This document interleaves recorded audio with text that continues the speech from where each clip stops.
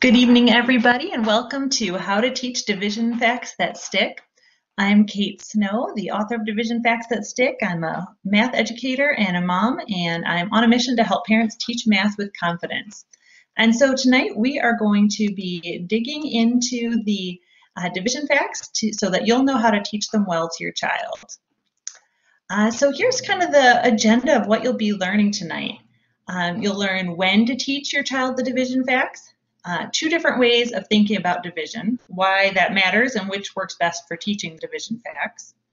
You'll learn a four-step process for teaching the division facts, a way to go through each table to make sure your child really understands them well and then learns to recall them quickly. And along the way, we'll talk about how to make the division facts concrete and visual for your kids. So that's kind of the overview of what we're going to be doing.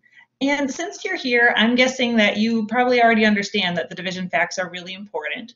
But just to kind of set the stage for the division facts, you know, kids, once they hit about 4th, 5th, 6th grade, they tackle a lot of processes in math that are complicated. They have a lot of steps. They require a lot of working memory, like long division, for example, is one of these here.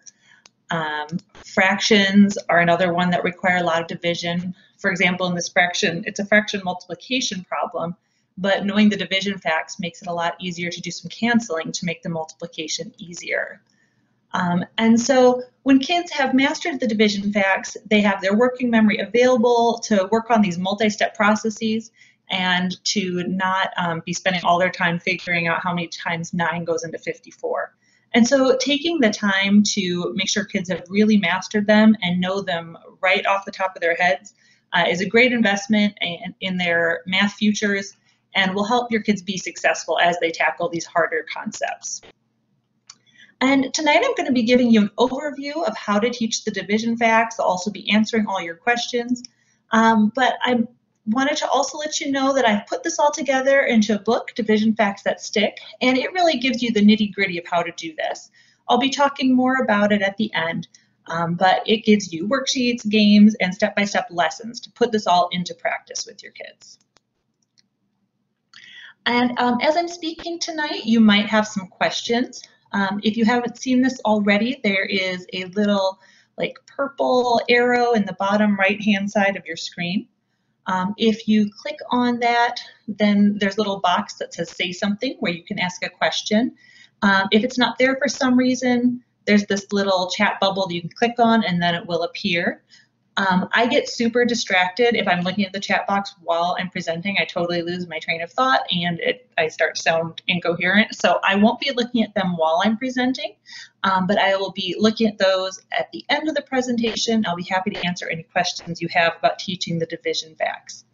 Melissa Moore from the Well-Trained Mind Press is also here moderating tonight. She'll jump in and answer any questions that you may have along the way that she's able to answer. Although she's in Virginia with Hurricane Michael or Tropical Storm Michael threatening her power. So hopefully she'll be able to stick around for the whole evening. So you'll see her in the chat area. Okay, so with that, we will get right into it. So the biggest question I get about the division facts is, if my child already knows the multiplication facts, does she need to work on the division facts too? And this is a really logical question because, after all, multiplication and division are what we call inverse operations. That just means that they're the opposite of each other, that they undo each other, just like addition and subtraction are another pair of inverse operations. And so, for example, 48 divided by 6 is very related to 8 times 6. 8 times 6 equals 48, so 48 divided by 6 equals 8. It's logical that if a child knows this multiplication fact, they should be able to figure out the related division fact.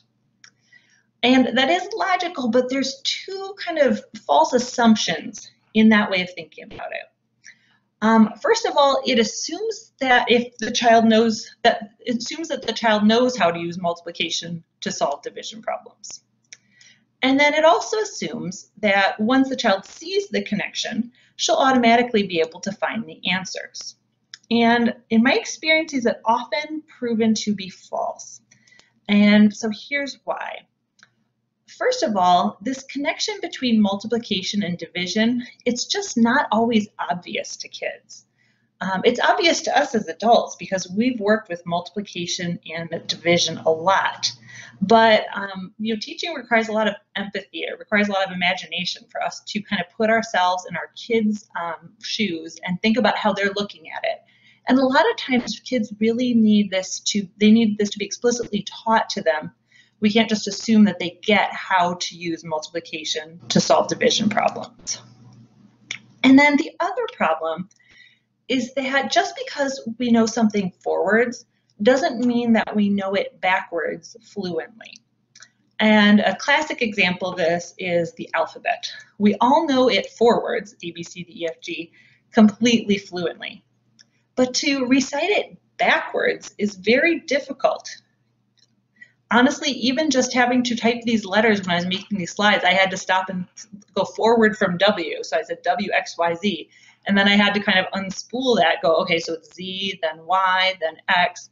And if you asked me to recite the whole alphabet backwards, I would have to do the whole thing that way. I'd have to constantly be thinking about, well, what's the next letter? I'd have to think of it forwards before I'd be able to go backwards. I'm not fluent in reciting the alphabet backwards. And that's how the division facts feel to kids when they are first learning them, before they've really practiced them to become fluent at them. They might be able to, once they understand the connection to multiplication, they may be able to use that to find the answers to division facts, but it will be slow and clunky for a while. It takes practice to become fluent, just as it does in anything. And so there's two solutions, two ways to overcome these sort of false assumptions about division. The first is to make sure you teach your kids how to use multiplication to solve division problems. And tonight I'll be getting into that in detail of how to do that. And then give your kids lots of practice with the division facts so that they know the answers automatically. Once they understand that connection between multiplication and division, they can then become faster and faster at accessing that information, using it, and getting the answers to the division facts. And so really, it's kind of all is summed up in just this very simple graphic. First we teach, then our kids practice. It's so tempting sometimes to go straight to practice, but that teaching step has to come first so that kids have the information they need to practice effectively. So with that in mind, what is our goal with the division facts? And so I would say that for most kids, your goal should be that your child's able to recall all the division facts from 1 divided by 1 up to 100 divided by 10 in less than 3 seconds. And if you attended my multiplication facts workshop last week, you heard me say this then as well. This 3-second goal is very much a general guideline. It is not a hard and fast rule for all kids. If your child is generally very quick at processing information, is very fast at responding in general, then you probably want to go for pretty automatic with most of those division facts. There might be a few that he or she takes a few more seconds with, it takes 2 or 3 seconds with, but most of them should be 35 divided by 5, 7, bam. On the other hand, if you have a child who just takes a little bit longer to take information in, to process it, and then to come up with a response back to you, it might take a little bit longer than 3 seconds, and that's not something to stress about if that's just who your child is and how your child operates. So you do have to know your child and adjust for your child's particular personality and learning style, but in general, less than 3 seconds is a good guideline and is appropriate for most children. And then the other big question is, when should children have these mastered? And this varies a fair amount by curriculum. Some curricula, like Singapore Math, for example, even introduces some of the division facts as early as 2nd grade. Many curriculum include them in 3rd grade, so memorizing them by the end of 3rd is good. But almost always your child should memorize these by the middle of 4th grade before she gets to long division, which is typically a middle of 4th grade kind of topic. You definitely want those division facts memorized and pretty automatic in that 3-second window before tackling any long multi-step division processes. But if your child is beyond 4th grade and hasn't mastered the division facts, don't worry. Anytime, even if your child's in 8th grade, it is still worth some time to try to get these mastered so that she can use them for all of the other things that she's learning. And then when to start is another question I'm often asked. And there's really 2 main things your child needs to know before you focus on mastering the division facts. First of all, you should wait until after you've taught your child the concept of division. What I mean by that is just that you should have spent some time with some hands-on manipulatives, acting out some division problems, talking about real-life division situations, making sure your child understands what the division symbols mean, so that your child understands what division is all about before you go into memorizing the division facts. You should also wait until after your child has learned the multiplication facts, because the division facts do rest on that foundation of multiplication. It's very important that children have that multiplication knowledge to be able to access so that they can figure out division facts. So you really want to focus on those multiplication facts first before going on to mastering the division facts.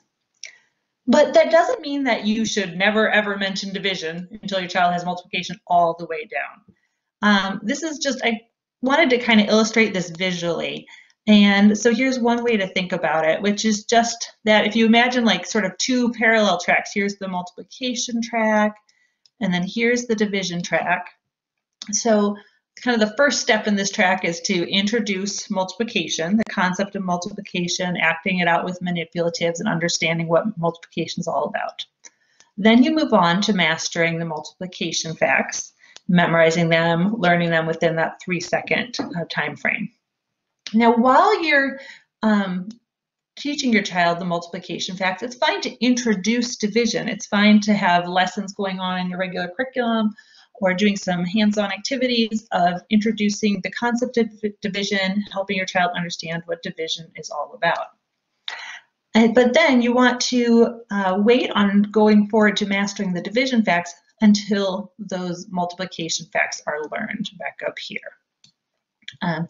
It's all right, and I say that you should have your child master the multiplication facts before going on to division, but it is all right if there's a few stragglers. There might be those last few hard facts that your child is still working on while you go on to the division facts, but the vast majority of the multiplication facts should be learned first before division. And if you're in that position, the nice thing is that working on division often will help cement just those last couple hard ones that your child's working on. So that's kind of the general sequence for how to do the multiplication and division in sequence here. And so now let's get into the 4 steps to mastering division.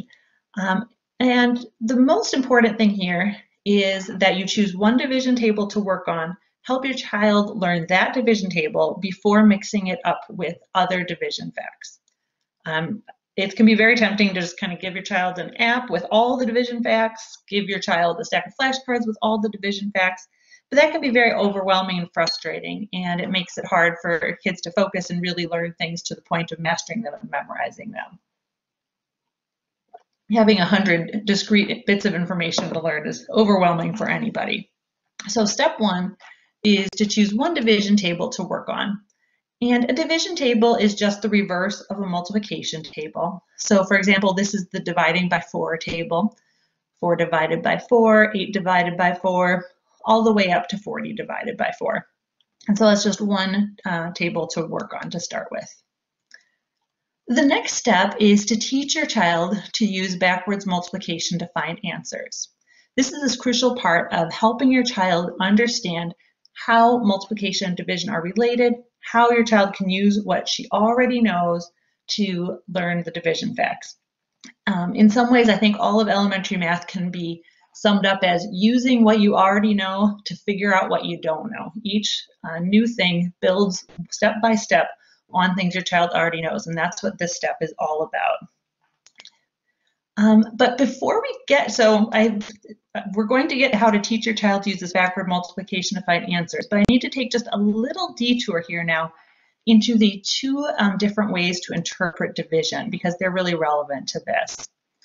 And so when we have real life division situations, they fall into one of two categories. And so if we have just a plain number problem, like 28 divided by 7, we could actually interpret it in two different ways in terms of how we conceptualize it and visualize it. So for example, if we have 28 divided by 7 and say we're at a bake sale, we might be wondering, well, if I put 7 cupcakes in a box, how many groups of 7 can I get out of 28? And so here's a dot array down here with 28 dots. You can see that it's arranged so I put 7 of those cupcakes into each box and see that I get 4. So 28 divided by 7 is 4. But another way to interpret it is shown over here on the right-hand side. So continuing our cupcakes example, this would be as if you had 28 cupcakes and 7 children to divide them up among. If I divide 28 into 7 groups, how big will each group be? Or in terms of cupcakes, how many cupcakes will each of those kids get? And so this dot array is again 28 dots, but it's divided this time into 7 groups and each has 4 in it. These have names down here. You can see I wrote them here just in case you're interested. But to be honest, I can never remember which is which. I have to look them up every single time I talk about this. What's most important is that you understand that there's 2 different ways to interpret division. And this way over here is the one that is most useful for helping kids visualize and remember the division facts. We want to be thinking about division as how many groups rather than how big will each group be when we're teaching the kids the division facts. And that really is just because it's easier to visualize them. So if you think of 28, we think, well, how many groups of 7 do we want to get out of there? We can kind of take those groups out mentally in our head. But if the other way, if I divide 28 into 7 groups, it's very hard to you have to kind of imagine dealing out the cupcakes or dots or whatever they are to each of the 7 groups. Very hard to keep track of mentally. And so this how many groups way is the way that we want to go with when we're working on the division facts. It's very good for children to have experience with word problems of both kinds, but they don't need to really know that these 2 kinds exist either. It's really just a matter of, this is good teacher knowledge for you to know so that you can teach most effectively. Okay, so enough of the detour of the 2 ways to interpret division. Now, how to actually use backwards multiplication to solve division. So let's go back here to this 28 divided by 7. So to present this to your child, say, okay, here's 28 divided by 7. Let's formulate that. What does it mean? Let's put it in into words. It means how many groups of 7 are in 28? Well, I can write that as a multiplication problem. I can write it as, well, what times 7 equals 28? Because that's what multiplication means. It's a number of equal groups. So what times 7 equals 28? So hopefully your child will know this answer just off the bat. Oh, I know, I've done my multiplication, I've practiced that, my multiplication facts have stuck. It's 4. So, okay, 4 times 7 equals 28. Oh, that if 4 groups of 7 make 28, that means that if I take 28 and divide it into groups of 7, I will get 4 of them. And some children will be fine with just this amount of scaffolding, of turning the division into a how many groups question, and then writing it as a backwards multiplication problem or a multiplication problem with a missing number. But some kids, this will be too abstract. It'll be kind of just too many symbols on a page without a whole lot of meaning. And for those kids, it's very, very helpful to use a dot array. Again, if you were at my multiplication facts workshop last week, you saw me use, you saw this dot array last week as well. And the reason that I think it's so helpful to use for both multiplication and division is because by using the same visual, we're able to really help kids see the connection between multiplication and division. And so what this is it is this grid of 10 by 10 dots. That's on one piece of paper. And then on another piece of paper, there's this gray L that you cut out along here so that you can slide the gray L over the dots and isolate just one chunk of them.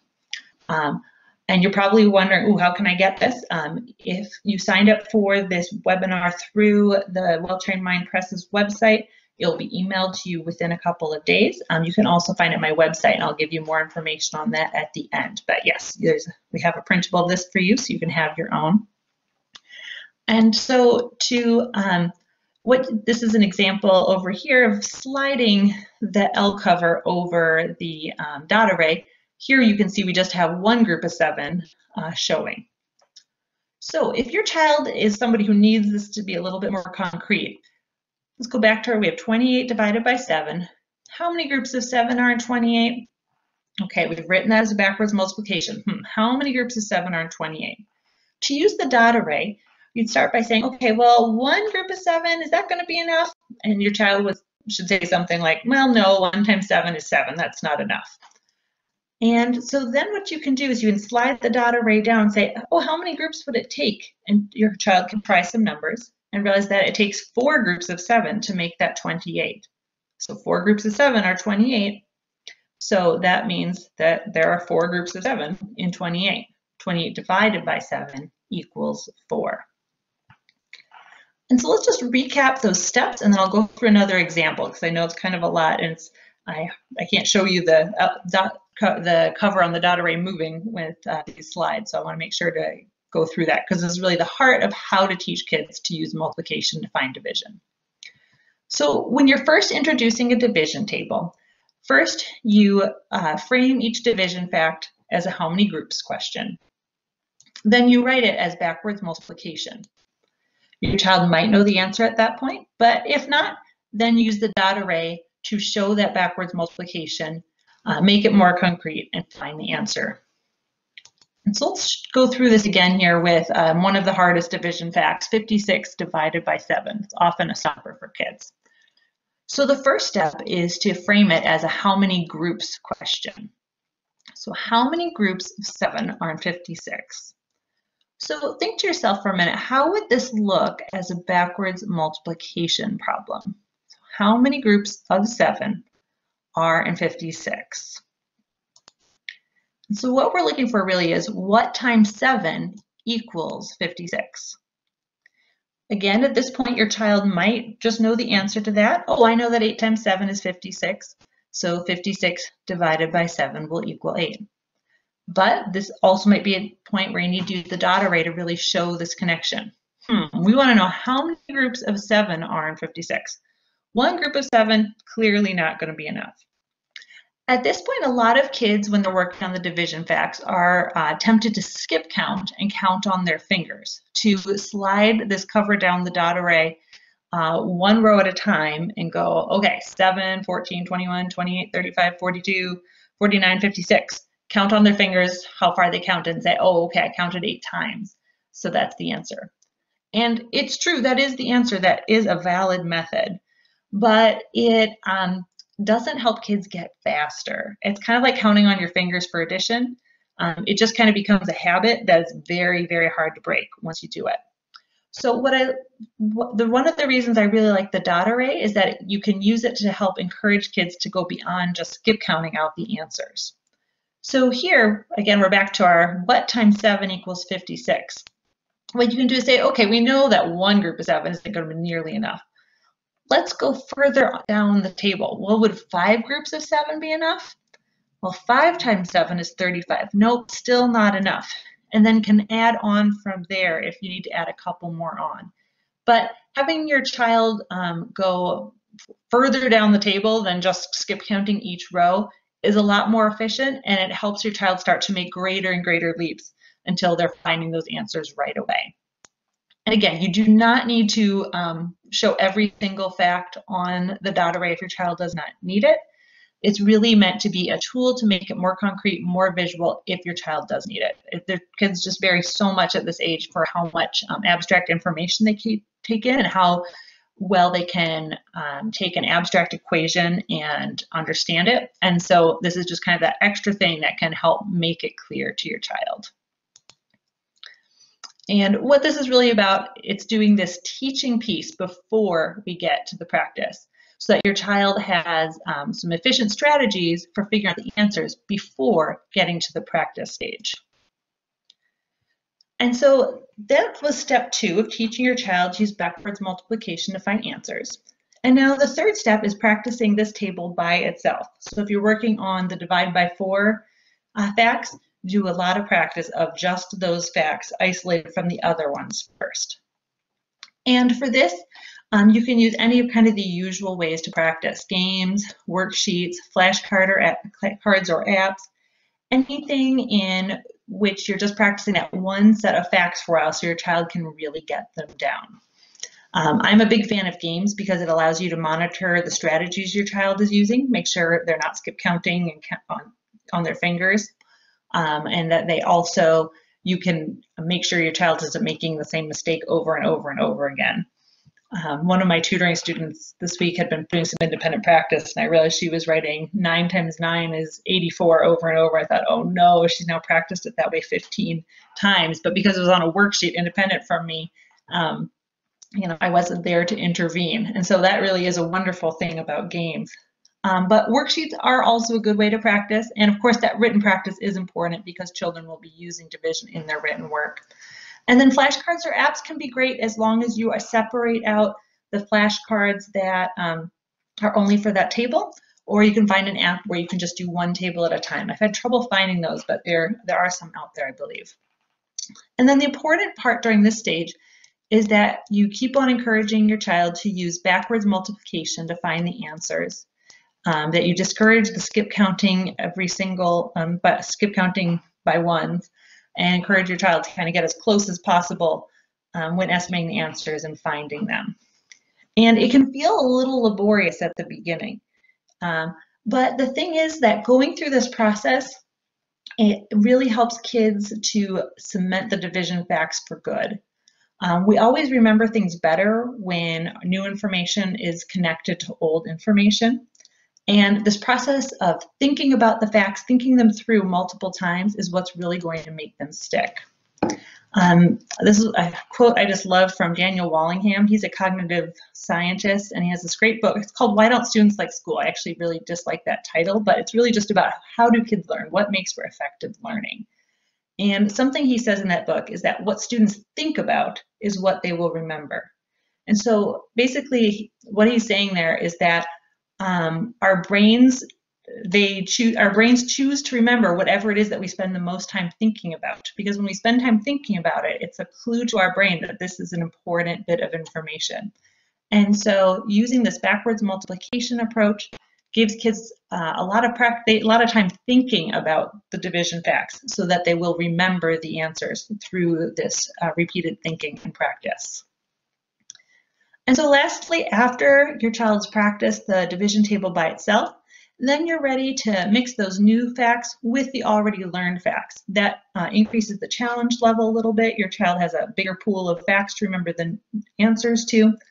And then you just keep on, after you do that, then you go back to the top, choose another division table to work on, and continue through this process until all 10 tables are learned. And so that's the general overview of how to tackle the division facts. And what I've done in Division Facts That Stick is basically put all of this together into an open and go book that you can just pull off the shelf and get ready to use every day. It's broken into 10 weeks and has scripted lessons, a game each week to practice the table of the week, and then worksheets to practice the new facts each week and provide cumulative review of all of the other facts that your child has learned so far. It spends 1 week per set of facts, and I recommend spending about 15 minutes per day, 5 days per week. You can use it along with your regular math curriculum. Just spend, first 10, 15 minutes or so on the division facts and then continue with your regular curriculum. You might need to split your lessons in half from your regular curriculum for a while so that you don't have math overload. But it's a really worthy investment of your time to make sure your child has all these facts down. And so, as I said, all of the lessons in it are scripted and open and go. You can see that they use the dot array and show you exactly how to use it, and also kind of like what to write on a piece of paper to help your child make these connections between multiplication and division. There's generally only one, like you only teach an actual lesson the first day of each week, and then the rest of the week is practice. So it's more, the teaching is laid out for you, and then the practice is laid out for the rest of the week as well. And then there's a whole bunch of games in here. These are really some of my favorite games out of the whole Facts That Stick series. They were a lot of fun to create and have a lot of variety.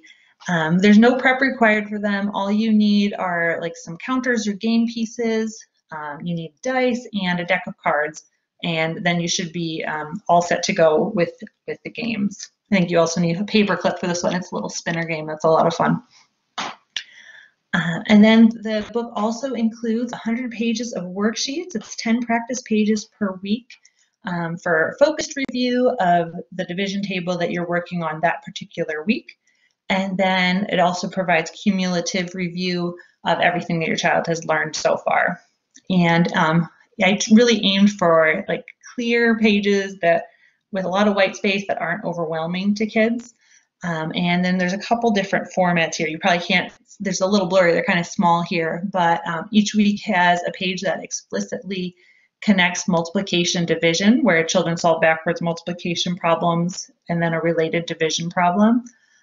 There's ones with just a horizontal division format, and then there's always pages that also include the long division format so that your child gets used to seeing that format for division as well.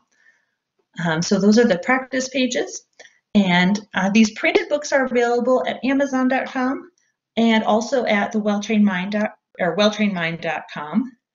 If you prefer to buy your math curriculum in PDF form, the PDFs are available at welltrainedmind.com.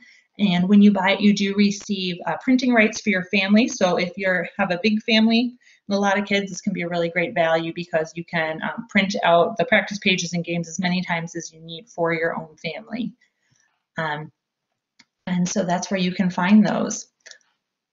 And so I do hope that you'll take the time to make sure that your kids know the division facts.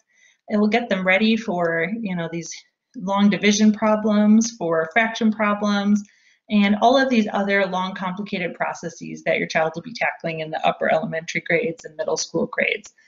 Knowing the division facts, having them really stick is a huge confidence booster for kids, clears out their working memory so they can focus on all of this new, more difficult information. And so that is the end of my prepared presentation. Thank you so much for attending tonight.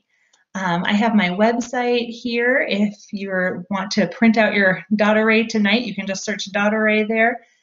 There's also a division assessment on my website that you can use to see how your child's doing with the division facts.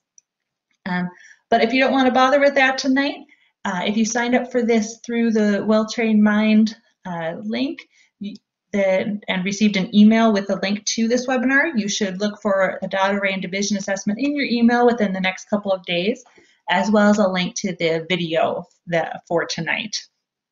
And if you missed the Multiplication Facts That Stick webinar that I did last week, it is available on YouTube. If you just search Multiplication Facts That Stick, it should come right up.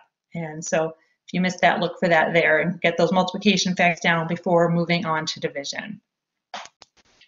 And so now is the time where I will take some questions.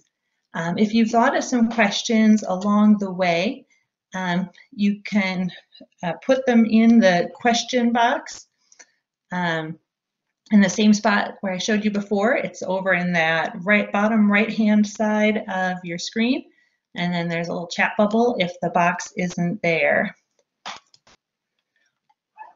And one question I wanted to answer right away is what order to do the division tables in. With multiplication, I have a different order that I prefer. I like to go in order from easiest to hardest.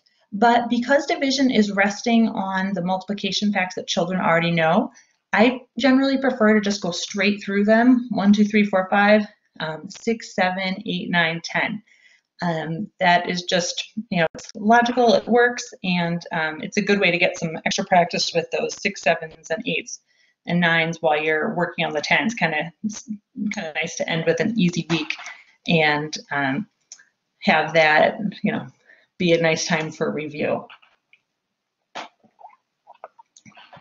Michelle asked if division by 0 is addressed in the book. I didn't include zeros in the book because mostly because I feel like those can be addressed in the regular curriculum. That 0 divided by any number, of course, is 0. And then that we can't actually divide by 0. So for example, 6 divided by 0 is technically called undefined in mathematics.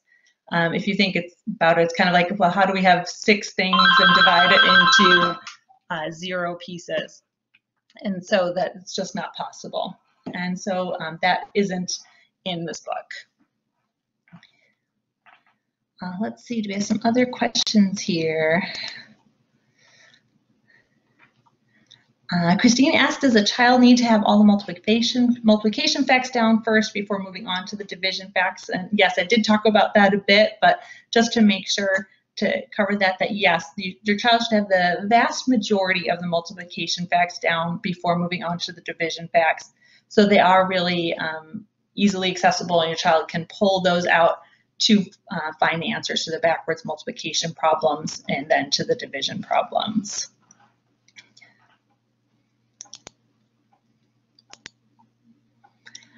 Any other questions? Oh, with practice, are worksheets better than flashcards or vice versa? Interesting question, Amy. I would say that both. I mean, it really depends on your child. It depends on what works best for you as a teacher, what works best in your schedule. Certainly children should have some worksheet practice because they will need to use the division facts in their written work. So it is important that there be some worksheet practice. Some kids really love that feeling of that stack of flashcards and getting them down, but other kids just find them horribly tedious. So it's really a matter of whichever one you prefer and which you feel like is best for your kids. I will say the one good thing about flashcards is that they can help you monitor your child's speed in a way that sending your child off to do a worksheet doesn't. And so it can be nice to kind of do a check-in sometimes with flashcards and just see like how quickly is my child actually doing these. And for a child who likes to kind of beat the clock, they can really enjoy even being timed with flashcards or a worksheet to try to improve their speed. And another option, of course, is just to watch your child do a worksheet. If you don't have flashcards or want to make them, go to all the hassle, just paying attention to that speed issue can be very informative and help you see how your child's really doing. So Pam's asking, do you have any tips for children with processing problems or learning disabilities? My main tip is to be patient with the child and with yourself. Children are all different, we know that, but it can be hard to be patient. I personally am very impatient, and that's something that I've had to work on in my own teaching, to realize that, when a child's taking a while to learn something, it's just because that's how their brain is working. It's taking a while to learn something. And so, I recommend in the book doing 1 table a week, but you are always your child's best teacher because you're the one right there seeing how your child is doing, monitoring her progress. So always feel free to take longer and to spend more time. And related to that, for children with processing problems or learning disabilities, especially if you have a child that's a bit further on, like say a 5th or 6th grader who's still struggling with multiplication or division facts, I recommend making sure to spend the time on the multiplication division facts, taking as long as you need. But at the same time, it's okay at that point to use a multiplication table or division table to give your child that to use while moving forward in your regular curriculum. I would never want people to feel like, oh, my kid hasn't learned multiplication facts, so we can't ever move on to anything else. For kids with processing problems, that can be really discouraging, really frustrating for both of you. And using a multiplication or division table alongside your the other content can be really, really helpful. So Gina's asking, when working on division problem and you see that your child makes a multiplication error, what's a good way to help? Do you wait until the problem's finished, or if working with that child, do you ask them to double check that spot, or maybe something else? So Gina, I'm assuming you mean with a long division problem, where it's a big, long, complicated problem. You see that there's just like one little problem there. Yes, okay, long division.